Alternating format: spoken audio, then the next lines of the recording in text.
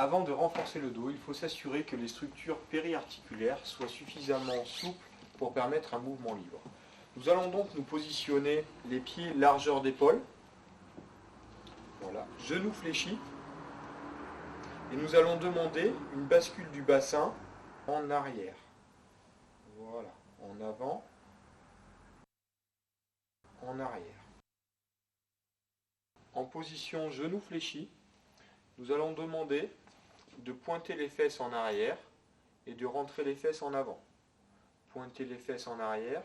Et il est important d'enregistrer le mouvement permis, l'amplitude du mouvement permis. Maintenant, nous allons réaliser le même exercice genoux tendus. On pointe les fesses en arrière. Voilà, les fesses en avant. Et nous voyons s'il y a une perte d'amplitude. Nous voyons ici qu'on va beaucoup moins loin au niveau du pointé des fesses en arrière. Il faudra donc plutôt assouplir les muscles derrière les cuisses. Si parfois vous aviez plus de mal à rentrer les fesses, il faudrait plutôt étirer les muscles devant les cuisses. Pour créer un étirement du muscle antérieur de cuisse, nous allons nous positionner en fente avant gauche pour étirer le muscle droit. Nous allons projeter le bassin vers l'avant en restant bien droite. Le ressenti est un étirement en avant de la hanche qui est en arrière. Il ne faut pas ressentir une douleur, mais simplement un étirement au niveau de ce muscle.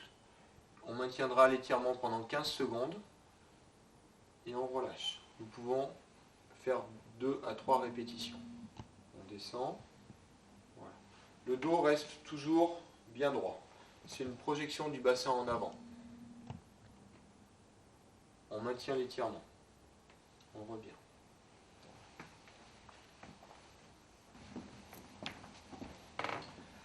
Afin d'étirer les muscles postérieurs de cuisse, nous allons nous positionner en fente avant. Voilà. Nous pencher légèrement en avant en pointant les fesses vers l'arrière, de façon à maintenir une certaine cambrure du dos. Nous allons demander de remonter le pied vers le haut, la pointe du pied vers le haut. Nous maintenons cet exercice pendant 15 secondes. Ce qu'il faut ressentir, c'est un étirement dans la fesse et derrière la cuisse. Il ne faut pas ressentir une douleur, mais simplement que ça tire. Nous pouvons exagérer le mouvement vers l'avant, tout en restant bien droite et en pointant les fesses vers l'arrière. Cet exercice devra être maintenu 15 secondes et répété 2 à 3 fois. Nous allons voir maintenant un assouplissement de la hanche qui peut être facilement réalisé au bureau. On va se lever. On va se positionner ici. Nous positionnons donc la jambe droite sur le bureau. Voilà, replié. Le dos doit être maintenu bien droit. Et nous allons nous pencher en avant, le dos bien droit. Donc en pointant les fesses en arrière. Le ressenti doit être une douleur dans la fesse. Sachant que cet exercice sera très efficace pour les gens qui ont des douleurs au niveau de la fesse, un point de ce qu'on appelle un point sciatique. On maintiendra l'étirement 15 secondes. On ne doit pas ressentir de douleur, mais plutôt un étirement dans la fesse. Nous relâchons. Nous le faisons ici à droite. On le réalisera de chaque côté, avec la jambe gauche.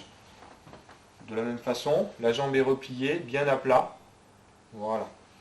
On se penche en avant en pointant les fesses. Le dos est bien droit. Tous ces assouplissements devront être maintenus 15 secondes et on peut aller jusqu'à 1 minute et répéter 2 à 3 fois.